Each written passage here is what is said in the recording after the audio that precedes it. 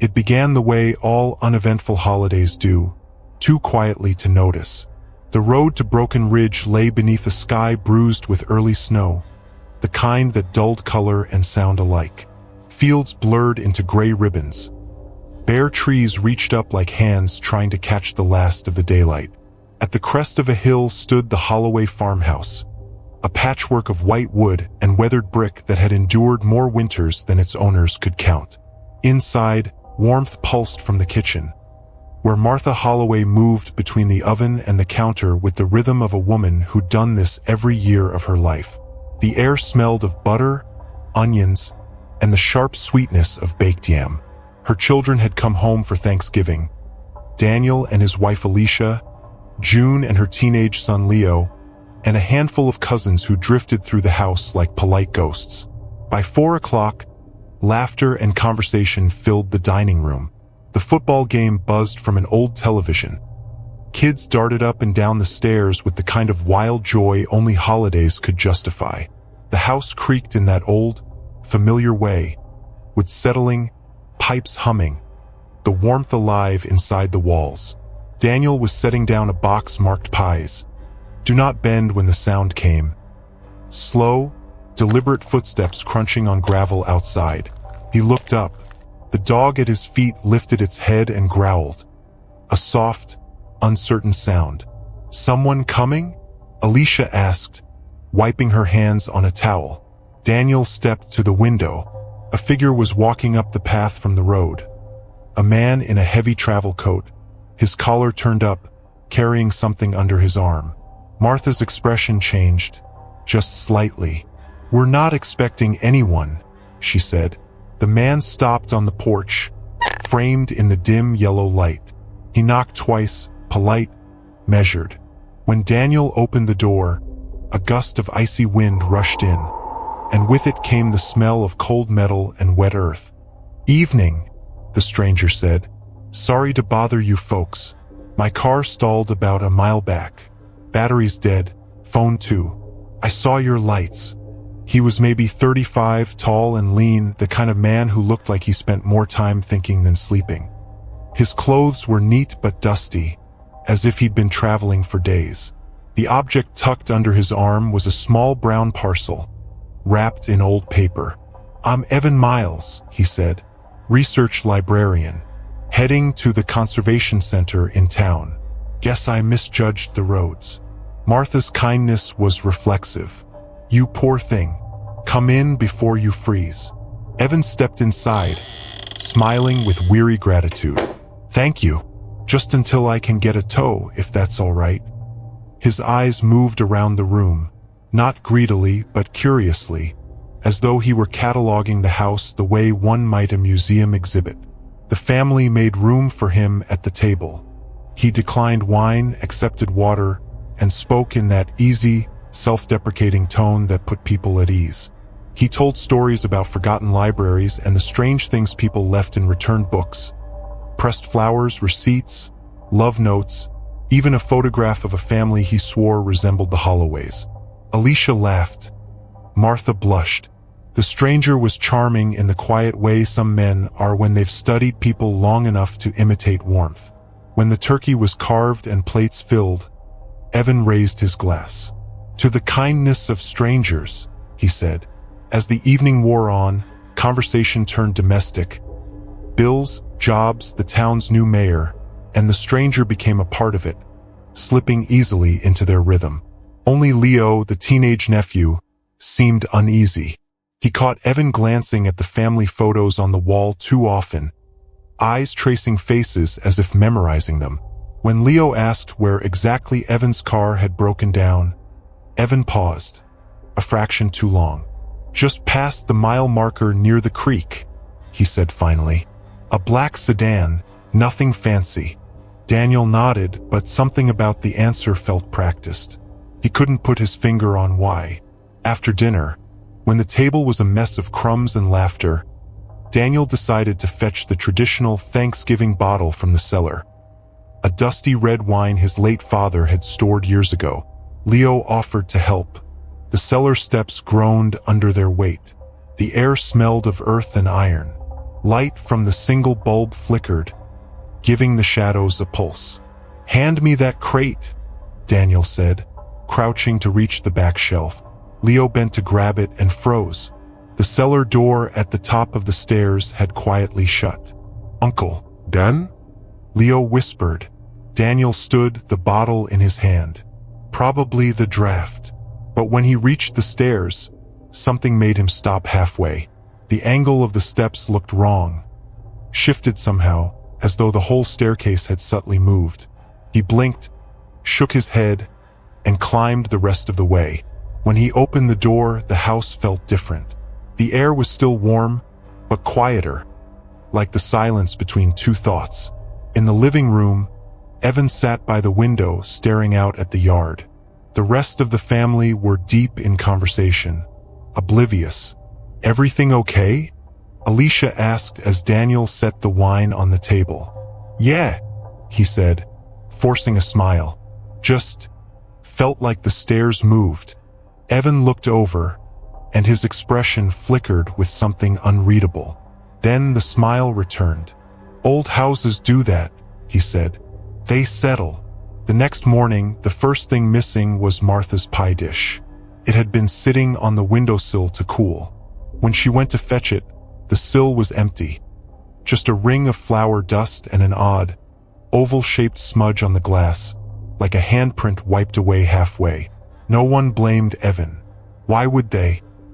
He'd slept on the couch, folded the blankets neatly, and thanked Martha for the best meal he'd had in years. He even offered to help shovel the walk.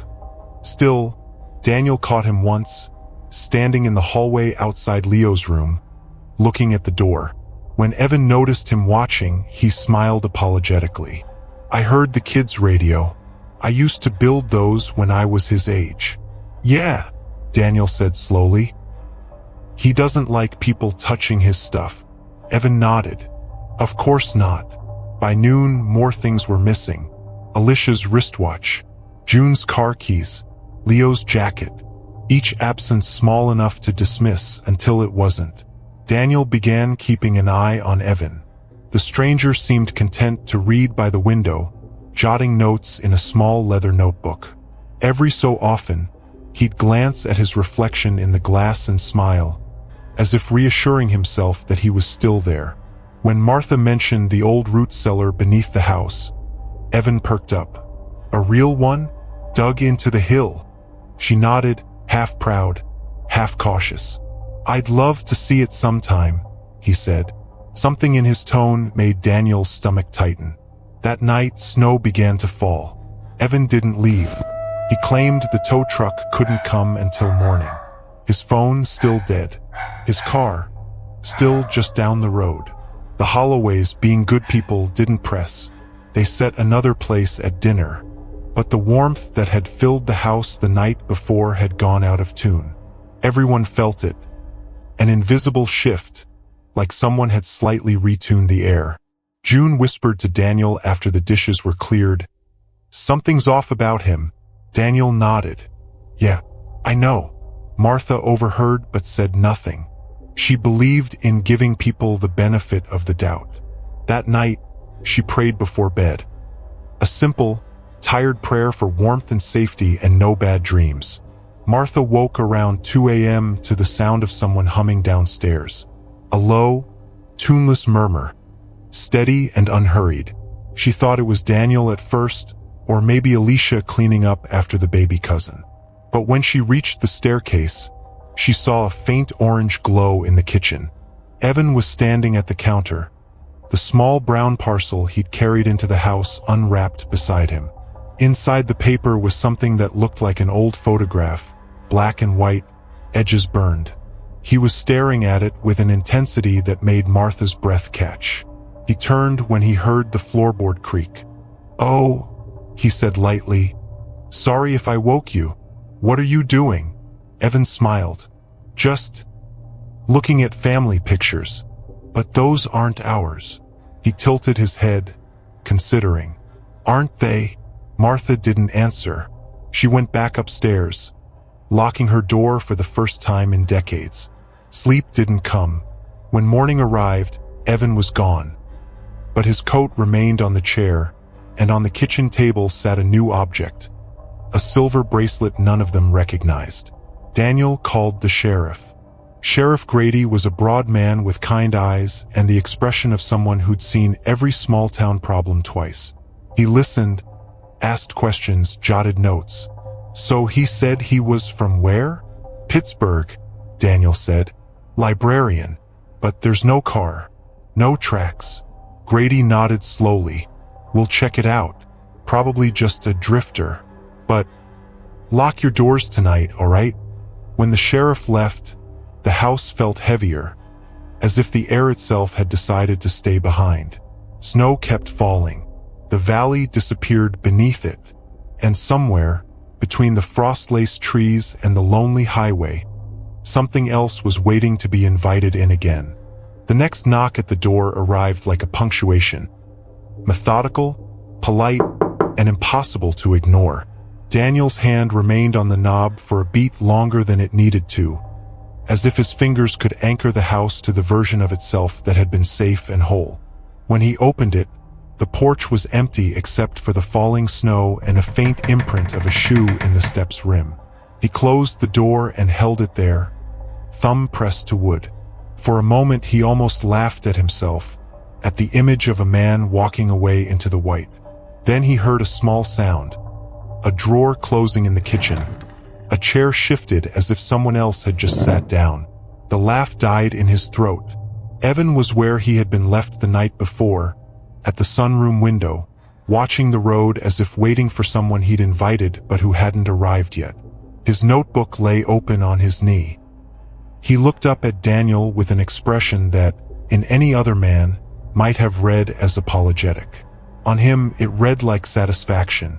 "You didn't lock the screen last night," Daniel said quietly. It wasn't quite a question. Evan shrugged. "It's wrong to keep people out if they need help." Daniel wanted to say something sharp about boundaries, about common sense, but the words tangled. Instead, he watched Evan's finger trace lines across the paper, neat, purposeful ticks like counting. Over the next 24 hours, the Holloways found themselves unraveling in small, precise ways. Objects misplaced at first. An envelope of holiday cards gone from the mantel. A set of salt and pepper shakers left on the dining table 1 minute and found on a windowsill the next. The family joked about absent-mindedness until jokes failed them like old bandages. Evan would appear in the spaces they most trusted. At the head of the hallway, fingers tucked into the seams of his coat, watching the family as one watches a well-rehearsed play. He offered advice about preserving old recipes and, when asked about his travels, talked about collecting stories and permissions. The word hung like a pearl on a thread, pretty and slightly foreign. He began to leave little things behind.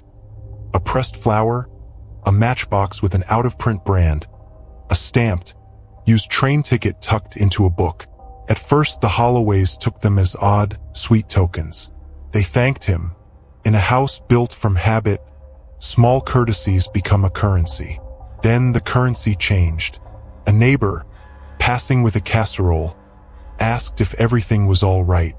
"We're fine," Martha said, though her voice had a brittle edge. Their faces bore the map of sleeplessness. Dark crescents below eyes, the tautness of people who have been listening all night.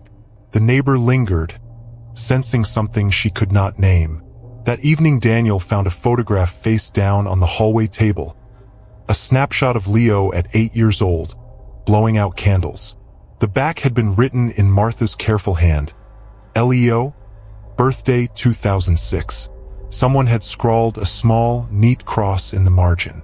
Daniel's stomach turned. He took the photograph to the kitchen and placed it where he thought Martha would find it. When she did, her fingers trembled as she flipped the image, tracing the handwriting with the flat of her thumb. "Did you?" she began. "No," Daniel said.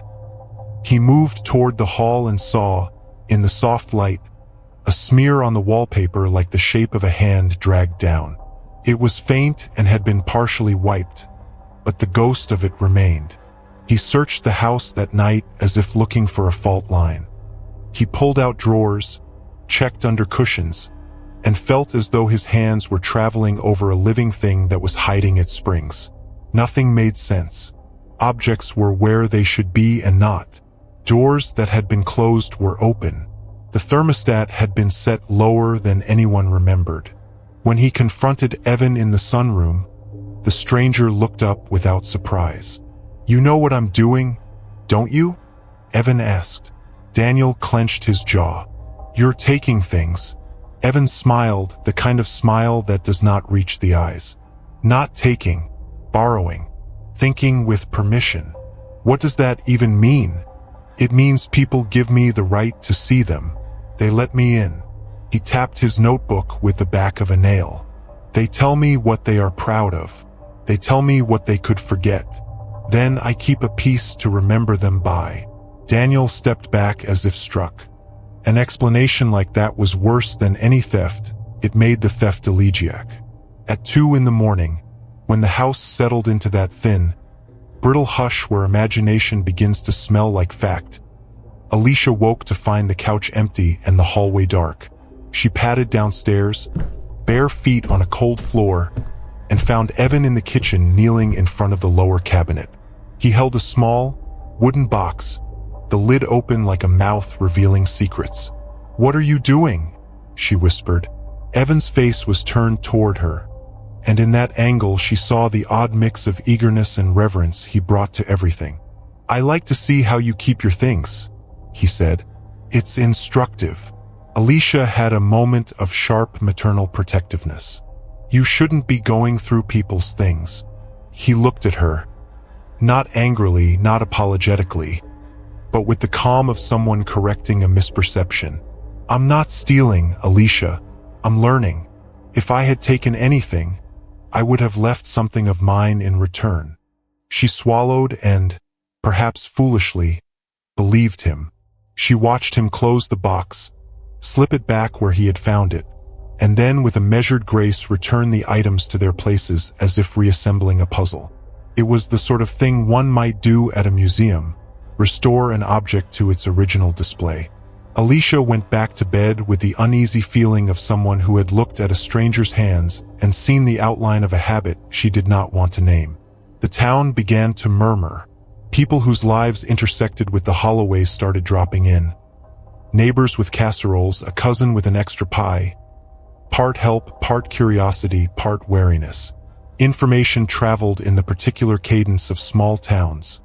Through eyes, through 2-minute conversations in the post office, through the intonation of a voice. Word reached Sheriff Grady that Evan's story had inconsistencies. No tow had been reported on the highway that night. The Conservation Center confirmed no deliveries were scheduled. A curious neighbor swore they had seen Evan walking the lane the day before with a bundle and a notebook. The sheriff, an old man who had seen many careless romances and petty thefts, felt a line under his skin tighten. He came back to the Holloway house for one more look around, asking gentle questions and listening for small, helpful details. He found the house normal in many respects. The disorder was the kind grown from people who had been living in close quarters too long. He left promising to send a deputy to check the nearby roads. But the deputy's patrol brought only static and passing headlights. There was no immediate evidence of malice, and the sheriff's lips pressed into a line that meant he had moved the concern into a different drawer, one labeled monitor. That night, while the house tried to pretend it was unchanged, the unthinkable happened. Leo was missing. At first the family assumed he had slept in the den, that teenagers sometimes wandered and passed out on sofas after social media fights. They called, laughed softly, until the laugh snagged when no one answered. They checked the rooms, the cars, the backyard. A frantic search began. They found a smear on the back porch, thin, long, as if something heavy had been dragged across the planks. The snow around the steps bore a trail of odd indentations. Not quite human footprints, not quite animal. The pattern led away from the house to the darker edge of the property, toward the copse of trees and the abandoned streambed. Daniel called the sheriff with hands that no longer seemed like his own. The voice on the other end was all business. In the silence that followed, an urgency they had not known before arrived like a storm front. Search parties formed. Neighbors, bundled and armed with flashlights, combed the cops. Dogs tracked for a while and then sat back, puzzled. Someone found a torn corner of Leo's jacket snagged on a bramble, a piece of red thread looping like a tiny flag. People whispered the word abducted in the dark as if naming it made it less monstrous. They combed the ravine that had once held water and then snow, calling for him until their throats burned. There was no reply, only the hollow echo of their own voices. At dawn, a fisherman found something wrapped in an old blanket near the culvert, half hidden under a tuft of reeds. He thought at first it was a raccoon or a bag someone had discarded. The sheriff's deputy arrived and felt the air change in his chest the moment he unwrapped it. It was a small bundle. When the blanket came away, the thing inside was not whole. They brought it back to the Holloway house with the care of people handling something fragile and obscene. Martha recognized the ring on the small, pale hand immediately. It was the cheap plastic band she had bought at a county fair and sewn onto Leo's school coat so he wouldn't lose it. The name Leo had been written by her own slow hand months before. Martha screamed in a sound that shredded the chilled morning. It was as if some animal inside her chest had been wrenched and let loose. The family gathered around the small table in the kitchen and looked at the evidence as if they had been summoned to a nightmare and asked to verify the facts. Sheriff Grady moved with the terrible competence of those who have to translate grief into procedure. He placed his hands flat on the table to steady himself and then dialed the county coroner. The deputy cautioned privacy and the need for evidence. But no one in the house could listen to procedure when the corner of their lives had been torn open. They called the state police. They called the news. People came and then left like a tide. The Holloway's home, once a safe vessel, became a field of investigation and a ruin of comfort. Evan was not at the house when Leo's hand was found. His coat was gone. In the sunroom where he had once sat, his notebook lay open with pages of tiny, meticulous notes. Names, dates, little tick marks that suggested a ledger. Daniel grabbed the notebook with a hand that shook and read to himself, then out loud. The pages were a map of permissions and visits and a pattern of houses with open or closed scribbled beside them. The word everyone now used was monster, though it felt inadequate. It reduced a deliberate human mind into a myth, and the thing they were facing was human enough to haunt them. Meanwhile, the town turned. Men who had once nodded to strangers on the street looked elsewhere now. People bolted their doors. Plates were taken in, curtains drawn. The funeral home offered counseling. In the church basement, neighbors brought casseroles, heavy with pity. Later, they would say they had done what they could. But grief, especially grief that comes by way of horror, is not appeased by casseroles. It is not smoothed by platitudes. It eats like a slow acid. Evan's disappearance sharpened the town's anger into action. Sheriff Grady's office, with the support of state resources, combed the roads and checked CCTV from passing businesses, though the county's scope left blind spots. Volunteers with dogs and snowshoes formed search grids. Social media filled with sightings and rumors, some helpful, many cruel. A photo of Evan, taken from a distance by someone who'd stopped to ask directions, circulated with the caption, "Who is this? He was at the Holloway house. He's dangerous." Evan had been clever enough to avoid leaving obvious tracks. He moved in the thin, dark margins. The absence of a thing, the small permission someone granted one night, the half-closed door that invited him in. He used people's kindness like a map, finding routes between their defenses. The ledger in his abandoned notebook suggested he had been doing this longer than Broken Ridge. Pages indicated other towns, other houses, dates that matched missing persons reports in neighboring counties. The scale of his travel made the story metastasize. He was not a chance encounter, he was a pattern. In the days that followed, the house became both a crime scene and a monument. Lights that had once been cozy became sterile lamps. Forensics marked places and bagged things. Cameras peered into corners where laughter had lived. The family, when not questioned and photographed and patted with human kindness, sat in the kitchen and tried to learn to breathe. Martha stopped making pies. Daniel did not sleep. Alicia kept checking the laundry basket as if belonging could be reclaimed by routine.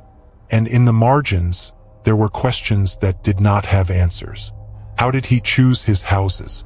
Whom else had he taken? What else did he keep? The ledger looked like a traveler's diary written by a man who had decided that kindness itself was a thing to be harvested. The town would never be the same. The Holloways would never, perhaps, sit around the same big table without feeling the subtle, inexorable absence of what they had once trusted to be forever. They learned to look at strangers and measure them carefully, to hesitate at the door, to hold the line between hospitable and unwise. And yet the horror of it, how ordinary it had begun, how gently it had unfurled, how human its edges had been, refused to make them comforted. It was worse, now that the clock had struck and revealed what had been ticking beneath. Snow kept falling long after the search teams left, long after the floodlights shut off, long after the sheriff closed his notebook with a final, exhausted breath.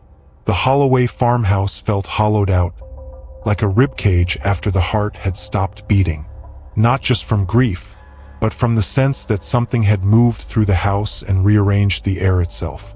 Daniel walked from room to room as if each doorway were a question. June sat at the kitchen table with her hands folded, fingers trembling without moving. Martha kept repositioning a set of figurines on the counter. 3 ceramic birds, over and over again, though they never looked quite right anymore. Outside, the valley turned white, burying everything except the memories they wished they could unremember. Sheriff Grady returned the next morning. He didn't knock this time. He stepped inside, hat in his hands, looking older than the day before. He had found something. Not Evan. Not a track. Not a clue. Pattern. "It's not just you," he said quietly, opening a folder.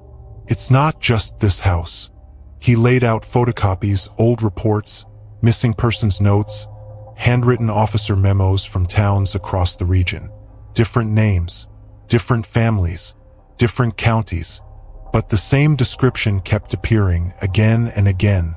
Polite man, a drifter, clean clothes, a small package under his arm, asking for help, claiming his car broke down. The dates stretched back 22 years. "He's been doing this a long time," Grady said. "Longer than I've been sheriff. Longer than the state database goes digital." A chill moved through the room, soft but deliberate. "Is he dangerous?" Alicia whispered. Grady hesitated, then said the one thing none of them wanted to hear. "We don't know what he is." That night, the Holloways packed. Not everything, just the essential things, the things they could carry without memory attached. Daniel told Martha they needed a hotel for a few days. Somewhere warm, somewhere with other people. He didn't say the truth. Staying in the house felt like staying inside a footprint left by something enormous. They were halfway through folding clothes when Alicia stopped. "Where's June?" she asked. Daniel froze. They found her in the hallway, standing still, facing the wall where the family photos hung. She wasn't touching anything, just staring. "June," Daniel whispered. She didn't respond. Her eyes were fixed on a single spot, the place where Leo's photo had hung. Except the photo was no longer there. In its place lay something else. A small, pressed leaf taped neatly to the wall. A leaf with words written in tiny, perfect handwriting across its veins. "Thank you for letting me in," June screamed. They tore the house apart. Every drawer, every shelf, every corner. More leaves, more tokens. A train ticket dated 5 years earlier from a town 200 miles away. A matchbox from a diner none of them had ever been to. A child's shoelace tied into a perfect, unnatural knot. Each object placed carefully, reverently, as if arranged by a collector. The sheriff arrived within minutes, but even he looked shaken. "It's like he returned things," he muttered. "Except none of the items belonged to the Holloways. They belonged to strangers, fragments of someone else's lives, someone else's families, someone else's memories. And every single item had been placed while the Holloways were inside the house." "He never left," Daniel whispered. "That night, their last night in the Holloway farmhouse, the power went out. Not suddenly, not violently, softly, like a held breath being released. Darkness filled the hallways, heavy and thick. The house felt deeper than it had before, as if the darkness had volume. Then they heard it, humming, a low, tuneless hum drifting through the hall. The same one Martha had heard the night she'd found Evan in the kitchen. It wasn't coming from downstairs. It wasn't coming from the porch. It wasn't coming from outside. It was coming from the walls. Daniel grabbed a flashlight. Alicia held Martha close. June covered her mouth as if afraid her breath might draw something closer. The beam of light cut across the hallway and landed on a figure standing at the far end. Not moving, not breathing, just watching. A silhouette in the dark. Tall, still. A man with his head slightly tilted. When Daniel raised the light, the silhouette dissolved. Not backward, not forward, but sideways, like someone slipping through a crack the human eye couldn't follow. The humming stopped. The air went still. And then, a whisper, spoken just behind Daniel's ear. "You unlocked the door." The Holloways fled the house without looking back. Sheriff Grady followed them to the car and locked the door himself. "Don't come back tonight," he said. "Or tomorrow. Or at all." They didn't argue. Families in Broken Ridge took them in, fed them soup, sat with them through the night. The town, wounded and terrified, wrapped its arms around them. The farmhouse was sealed by deputies the next morning. But by then, Evan was gone. Not a footprint, not a stray thread, not a trace, just the objects he had placed around the house, and the lingering sense that he had left only because he was finished. The investigation widened statewide. Tips flooded in sightings, rumors, guesses. Most false, some uncanny, a few chillingly possible.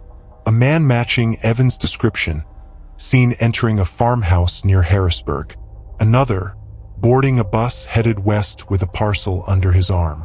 A third, walking into a library minutes before closing. Always polite, always tidy, always alone. Sheriff Grady met with state investigators who had studied serial offenders and nomadic predators. But none of the profiles matched. "People like him don't go unnoticed," one profiler insisted. "He's not invisible." Grady only nodded. He'd seen the Holloway hallway. He'd heard the humming. He'd felt the presence of something that didn't fit the rules of lock and key. Invisible wasn't the right word. Uninvited wasn't the right word either. "He waits to be allowed in," Grady finally said. "That's his rule." The profiler asked, "And if no one lets him in?" Grady looked out the window, jaw tight. "He waits." The Holloway farmhouse was eventually sold at a loss. The new owners renovated everything, new floors, new wiring, new walls. They said the air still felt strange, like a house listening to itself. Neighbors whispered that sometimes, late at night, a soft humming drifted through the yard. And in the winter months, when the wind moved just right, someone could hear footsteps on the porch. Polite, measured, a man waiting for a door to open.